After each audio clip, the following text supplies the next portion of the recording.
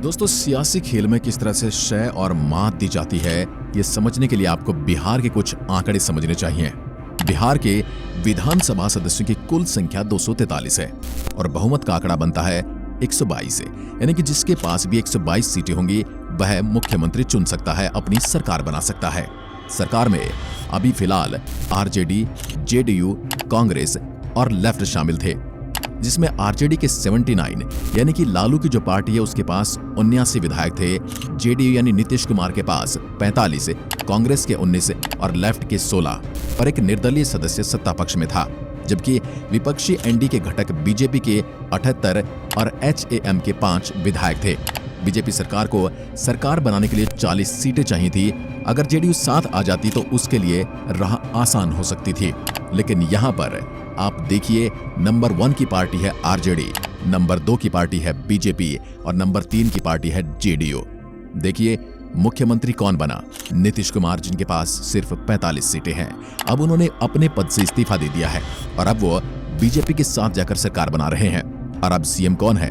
यानी कि दूसरे और पहले नंबर की दोनों पार्टियों को सत्ता से बाहर कर दिया गया है और सिर्फ 45 सीट लाने वाला मुख्यमंत्री पद का दावेदार भी है और दोनों पार्टियों को नचाया जा रहा है। इसे कहते हैं सियासी खेल, इसे कहते हैं सियासी सह और मात। अब जानते हैं नीतीश कुमार के बारे में थोड़ा सा और विस्तार से। बिहार में बहुत सारी सियासी अटकलें लगाई जा रही थी जो एक बार फिर से सही साबित हो गई हैं। नीतीश कुमार ने रविवार सुबह वही किया जिसका पिछले दिनों से सबने अंदाजा लगाया हुआ था। रविवार सुबह उन्होंने राज्यपाल राजेंद्र अर्लेकर को इस्तीफा सौंप दिया। उन्होंने राज्यपाल को बताया कि वे महागठबंधन से अलग होने का फैसला कर चुके हैं। इसके बाद शाम होते होते उन्होंने 9वीं बार भाजपा के समर्थन से सीएम पद की शपथ ले ली है। 9वीं बार। नीतीश कुमार यानी जदयू का भाजपा से गठबंधन तय हो चुका है। नीतीश कुमार ने राज्यपाल को भाजपा के समर्थन का पत्र सौंप दिया है। राज्यपाल ने समर्थन पत्र स्वीकार भी कर लिया है। एक सीएम ने अपने सीएम पद से दोपहर को इस्तीफा दिया। सीएम ने शाम होते होते एक बार फिर से बिहार के सीएम पद की शपथ ले ली। इसके बाद साफ हो गया कि बिहार में नीतीश कुमार एक बार फिर भाजपा के समर्थन से सरकार बना चुके हैं। विधानसभा में भाजपा के 78, जदयू के 45 और हम के 4 विधायक हैं। 243 सदस्य विधानसभा में तीनों दलों को मिलाकर यह आंकड़ा 127 होता है, जो बहुमत के 122 के आंकड़े से 5 ज्यादा है। उधर नजरें राजद और खासकर लालू प्रसाद और तेजस्वी के बयानों पर रहेगी। अतीत में हम नीतीश ने राजद से नाता तोड़ा था, तब आपसी तल की चरम पर पहुंच गई थी। एक बार फिर से चाचा भतीजा साथ में आए थे, लेकिन ये यारी दोस्ती फिर से लंबी नहीं चल पाई। नीतीश ने किस तरह से 8वीं बार सीएम पद छोड़ा, यह आपको बताते हैं। नीतीश कुमार पहली बार 3 मार्च 2000 को सीएम बने थे। हालांकि बहुमत न जुटा पाने की वजह से उन्हें 10 मार्च 2000 को पद से इस्तीफा देना पड़ा था, यानी कि सिर्फ 7 दिन के सीएम थे। बिहार में 2005 में हुए चुनाव में नीतीश भाजपा के समर्थन से दूसरी बार मुख्यमंत्री पद पर काबिज हुए। 2010 में हुए विधानसभा चुनाव के बाद एक बार फिर से नीतीश सीएम बने थे।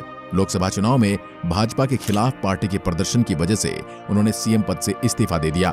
इस दौरान उन्होंने जीतन राम मांझी को मुख्यमंत्री पद सौंपा। हालांकि 2015 में जब पार्टी में अंदरूनी कलह शुरू हुई तो नीतीश ने मांझी को हटाकर एक बार फिर से खुद सीएम पद ग्रहण कर लिया। 2015 के विधानसभा चुनाव में महागठबंधन जदयू, राजद, कांग्रेस और लेफ्ट गठबंधन की एनडी के खिलाफ जीत के बाद नीतीश कुमार एक बार फिर से बिहार के मुख्यमंत्री चुने गए।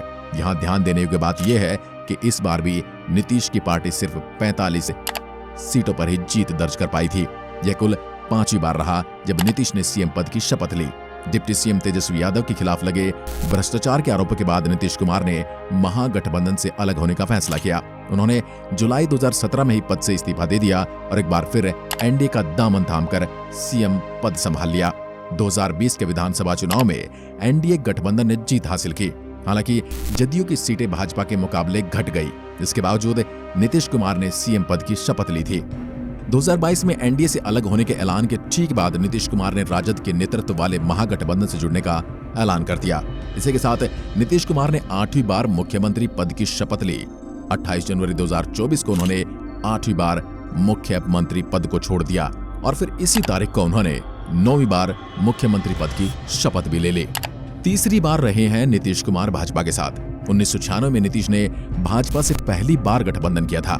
3 मार्च 2000 को सीएम बने, लेकिन बहुमत नहीं जुटा पाने की वजह से पद छोड़ा और अटल जी की सरकार में केंद्र में रेल मंत्री बने। 1996 से 2013 तक नीतीश भाजपा के साथ रहे। जब नरेंद्र मोदी को भाजपा ने प्रधानमंत्री पद का उम्मीदवार बनाया तो वे एनडीए से अलग हो गए। 2015 में महागठबंधन की सरकार में सीएम रहे। दूसरी बार वे 2017 में एनडीए में लौटे और भाजपा की मदद से सरकार बनाई। 2024 में एक बार फिर वो तीसरी बार भाजपा की मदद से मुख्यमंत्री बनेंगे। 28 साल में तीसरी बार वे भाजपा के साथ हैं और 9वीं बार वो सीएम पद की शपथ ले रहे हैं। तो दोस्तों, आपको क्या लगता है कि अब देश की राजनीति में ऐसे पलटू नेताओं की छुट्टी कर देनी चाहिए, या फिर जो लोग भ्रष्ट हैं या जिन पर भ्रष्टाचार के आरोप लग रहे हैं उन्हें पर कड़ी कार्रवाई होनी चाहिए और उन्हें सलाखों के पीछे भेज देना चाहिए, ताकि ये पलटूराम भी खत्म हो जाएं और देश की राजनीति से एक बार करप्शन को भी खत्म किया जा सके। आज की वीडियो में बस इतना ही। अगर वीडियो पसंद आए तो लाइक कीजिए और ऐसी वीडियोस के लिए चैनल को सब्सक्राइब जरूर करें। धन्यवाद।